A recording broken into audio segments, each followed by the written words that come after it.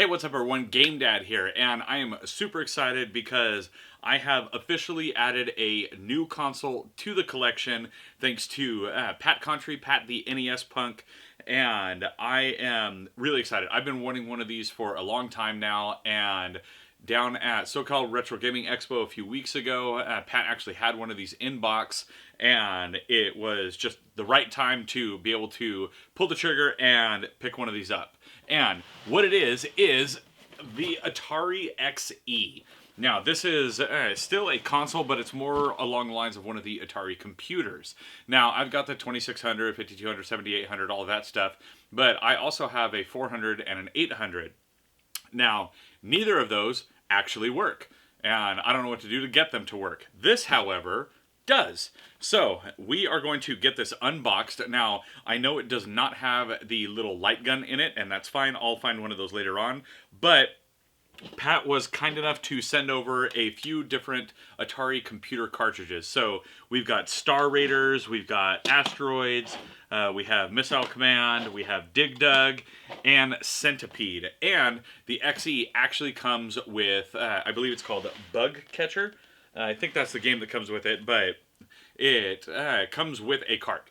So we are going to get this unboxed. I'm going to show you what all comes inside of a boxed Atari XE. Granted, like I said, it does not have the little light zapper gun with it, but it has everything else. So we're going to do that, and as long as everything works right, we're going to be able to check out some gameplay. Now, I do not have a way to actually capture from something like this, as it is quite old, and I don't have like a retro tank or anything like that. So what I'll do is try and get this hooked up with one of my TVs and see if we can capture that way. But before we dive in and take a look at that, if you are new to the channel or you just haven't yet, please be sure to hit those like and subscribe buttons as well as that little notification bell. That way you get an alert every time I've got a new video coming out. Now, let's dive in and see what unboxing an Atari XE is like. Alright, so in typical Atari fashion, this box is massive.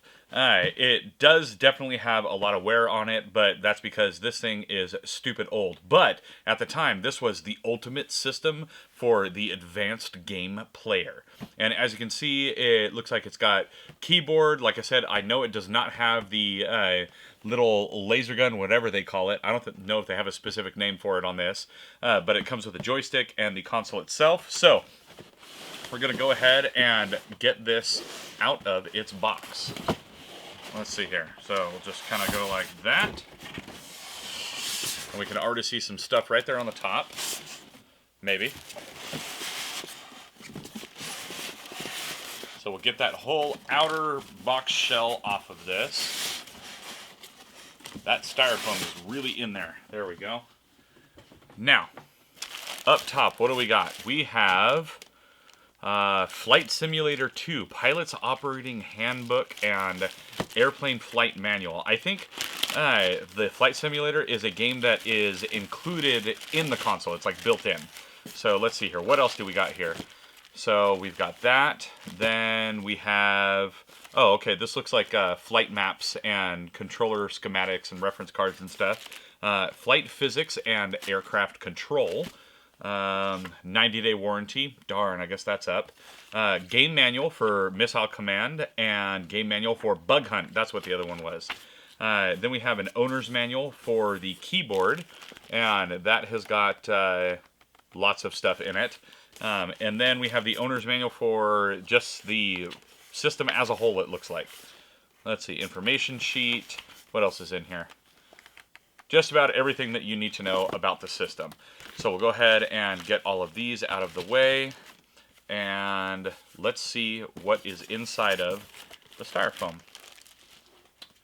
So when we pop that off, boom, there we go. Oh, so there's a couple of games with this. So no, it's not a built-in game, but it does come with two different games here. So we have our classic coaxial right here. It looks like we have our joystick controller. There we go. Typical Atari joystick controller. Wow, this though, that has very little movement compared to a like 2600 joystick. Those go really far. This, I can feel it I can feel it hitting all the button areas, but it does not have a lot of movement to it. That's kind of surprising. Here is a little cable for the coaxial. Right here we have the keyboard. Looks like it hooks up with a, let's see, how many pins is that? That's 8. I don't know, is that a 15 pin, I think? 15 pin connection. And that is the Atari XE system keyboard. Ooh, listen to that. You like mechanical keyboards? Well, this isn't one. That is definitely membrane. Okay, so let's look at what is underneath this now. Or, well, here's what the XE cartridges look like. Now, one of the reasons I have wanted an XE for so long is because I have actually had Bug Hunt. It was the only XE game I ever had, and I never had a system to play it on, but now, obviously, I do. So, we've got that. Now, let's go ahead, take that styrofoam off, and there we go. Now, we get to look at a typical monstrous Atari power supply, and then here we have the XE system itself. And got some cool design choices on there. So we have the connection there for the keyboard. Got a couple of joystick connections on this side right there. And then, of course, all of the buttons. So what we're going to do is see if we can get this connected up to one of my extra TVs. See if this will work. If it will, great. If it won't, then you will not get any gameplay in this video. Who knows, though? I may even be able to connect it up to my Commodore 64 monitor. So we'll try that as well. Alright, so I did not have enough cables to get the audio running, but I was able to get it all connected up to my Commodore video monitor. So I have the 1702 monitor here, and I did have to dig through the manual a bit to figure out how to get it to actually play some games, but I found that if the keyboard is connected and you turn on the system, it will go ahead and load up Atari Basic. That way you can start programming and doing stuff with Atari Basic. I did, however, read that if you apparently hold down the select button on the console and then hit the power button, that should, there we go, load up Missile Command. Now, there is a start button on the console, and like I said, there is no audio right now, but if we go ahead and hit start, now I can go ahead and start playing some Missile Command. Can rock out, take all this out right here, and I believe it said this is 1981. Oh, I'm about to get destroyed. There we go. So yeah, you got some classic Missile Command right there.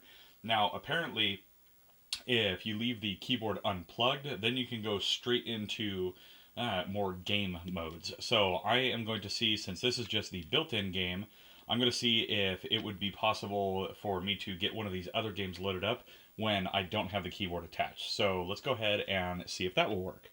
Alright, so here you can see I got Flight Simulator 2 working. Now, one thing I am definitely going to end up doing is going through and giving the console a cleaning, because Pat did tell me that it has just been kind of sitting in his storage for a while. So it took a few times of taking the cartridge out and putting it back in to get this to come up, but I honestly have no idea how to play this game, and it comes with a super thick boy manual, so I am not going to worry about trying to actually get this game to function and work right now. But as you can see, there it is, Sublogic Flight Simulator 2 version 1.07 from 1984. So what I'm going to do now is see if I can get some of the other computer cartridges that he sent me working, because those are some pretty classic games right now. So let's see if we can get those to come up on the screen now. Alright, so here we have a classic. We have Centipede. So let's go ahead and hit that start. And we're going to just do a one-player game. And here we go. We got Centipede. Wow, I died immediately in that game. Okay, let's try this again, shall we? Let's get the spider. Okay. Ah! And we have classic Centipede. I think the copyright read that this was 1982 on here, and I have never been good at this game. But now let's go ahead and check out the other ones. We still have Star Raiders, Missile Command, Dig Dug, and Asteroids. So let's check out those cards now. So here we have Star Raiders. Let's go ahead and hit start on that. Sure, Novice Mission. Why not? Oh, look at those graphics, people. So we are flying around in space right now, and I have no idea what I should be doing. Is there stuff that I'm supposed to shoot? Wait, what's that? I don't know what it was, but I think it hit me. Let's see. Starfleet to all units. Star Cruiser 7 destroyed by Xylon Fire. Posthumous rank has shown me all kinds of stuff. The text is moving too fast, and apparently I died. That's how great I am at Star Raiders. So let's see if I'm any better at Missile Command, the actual, like, cartridge for it. And here we go. You would never know that it wasn't the same game. It's Missile Command, but this one is not the built-in one. This is the actual cartridge version. So that's cool. Yet another nice old Atari game that I didn't have in here. So now let's check out a couple more cartridges. And here we have the absolute classic, of course, that is Asteroids. We're going to go ahead and hit start on that. And let's see here. How do I get this game to actually start? There we go. And there we go. Look at that. Classic Asteroids. Get all that stuff blown up. And I gotta say, even though this is a rather stiff controller, it's actually working really well.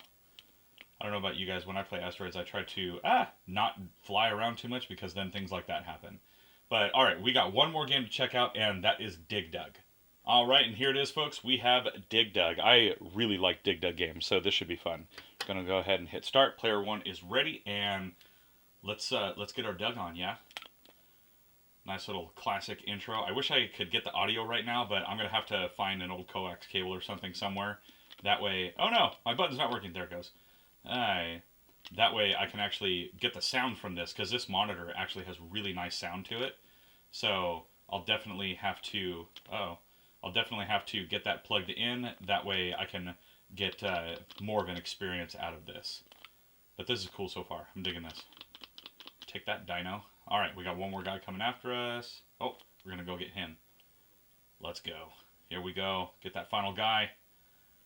No, no, no. No running. No running. Ah! He's running away from me. Where'd he go? He escaped. Okay, so there we go. Classic Dig Dug. And that is the final game in the stack. Like I said, I do not have the little light gun, so I can't do Bug Hunt because it does require that. It is a light gun game. And in here I was reading they call it the XG1 Blaster. So once I find one of those, then I'll actually be able to play some light gun games on here. And I did, however, want to give you one more shot. So this is what it looks like with the whole thing all connected up. As you can see, it's a little bit dirty, but that's okay. It's nice and old, and that will make for a fun cleaning and restoration video at a later date.